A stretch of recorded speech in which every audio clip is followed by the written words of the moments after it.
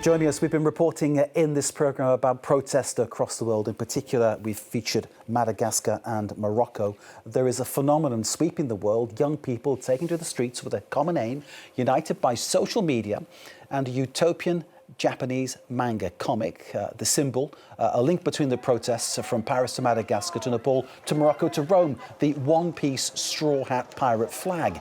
The manga is themed on the following lines: anti-globalisation, anti-fascist, loosely socialist, themes that resonate with young people who see corruption and cronyism deny them their chances in life. Selena Sykes has more on Generation Z and their world protests.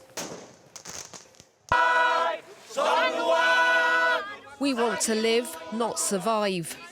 The rallying cry of thousands of predominantly young demonstrators taking to the streets across Madagascar since last Thursday over long-standing water and power cuts. Inspired by so-called Gen Z protests elsewhere, they are the largest the Indian Ocean island has seen in years and has led the president to dissolve his government. They call us the TikTok generation, a generation of idiots. And when we rise up, they won't even let us speak about the country's problems. Led by a group called GenZ 212, young Moroccans have also been voicing their discontent over the last few days, accusing the government of pouring money into hosting international sports events, the upcoming Africa Cup of Nations and the 2030 World Cup, while neglecting health and education. Young people are demanding schools and hospitals. What they are asking for is not impossible. These are necessities in Morocco. How can the authorities not understand this? In response, authorities have arrested dozens of protesters. Like their peers elsewhere in the world, Zoomers born between the late 90s and the early 2010s are more connected than ever and want their voices to be heard. But their discontent is often met by a heavy-handed response. A generational rift that has also swept through South Asia, with Gen Z protests toppling governments in Sri Lanka, Bangladesh and most recently in Nepal. Santosh, who lives in a small town an hour away from Kathmandu, sees his own struggles reflected in the country's recent turmoil. There's a big problem with jobs here. Even after getting a degree, people don't find work, so they have to go abroad. And those that do only earn 100 to 150 euros a month. That's not enough to live on.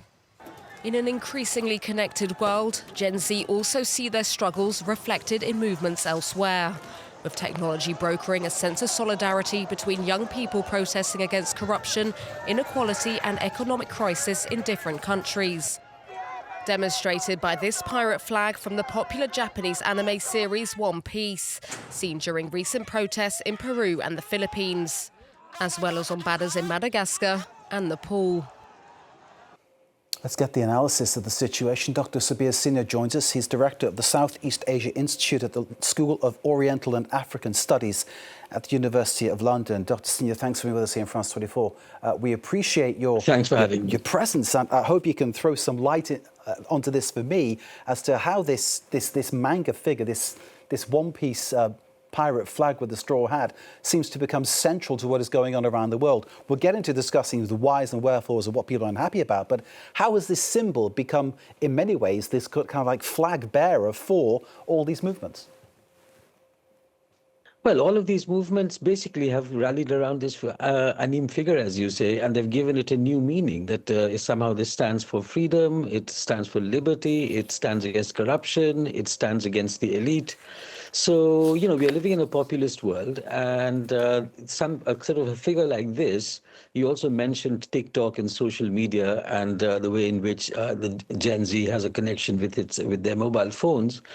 There is an entire global subculture around many of these figures, and I think the gulf between elites and people of an older age group and the youth, on the other hand, is reflected in exactly the perplexity of your question, which is the difficulty that many of us have when something coming out of a slightly underground culture, which has spread around the world via new mechanisms of communication and new tools that youth are so connected to has acquired a meaning in so many different countries, which otherwise have some similarities, but a lot of differences between them. And I think that is really interesting.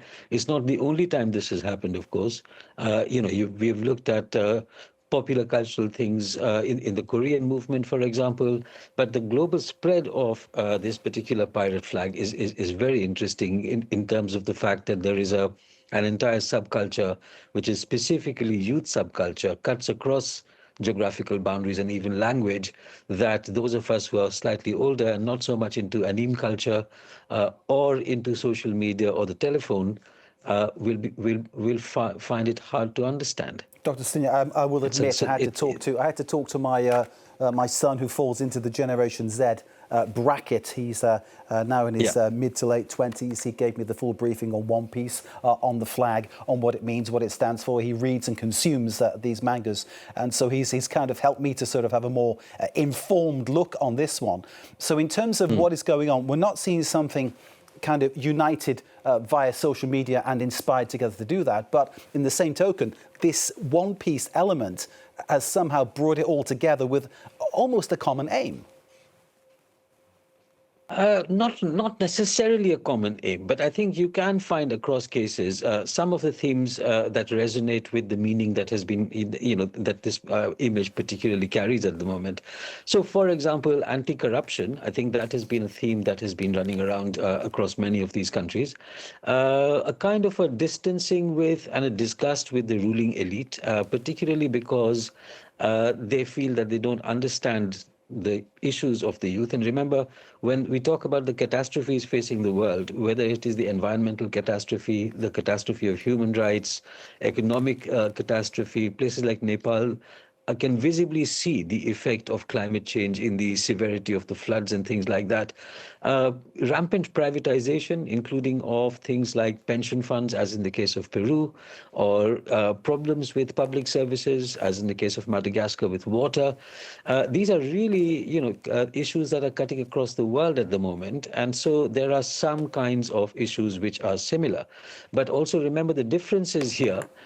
In some of these cases, you've had youth movements that have then struck a chord with other social groups, like in Indonesia with women or middle classes, as in the case of Nepal, and also middle classes, as in the case of Madagascar or in the case of Peru. And just the idea from Morocco that the government is really involved in making so much sports infrastructure at a time that the youth feels cost of living, but specifically issues of employment, which is a difficult one all around the world at the moment. And you can see that these are the cross-cutting issues. So they're not sort of coordinated across the world.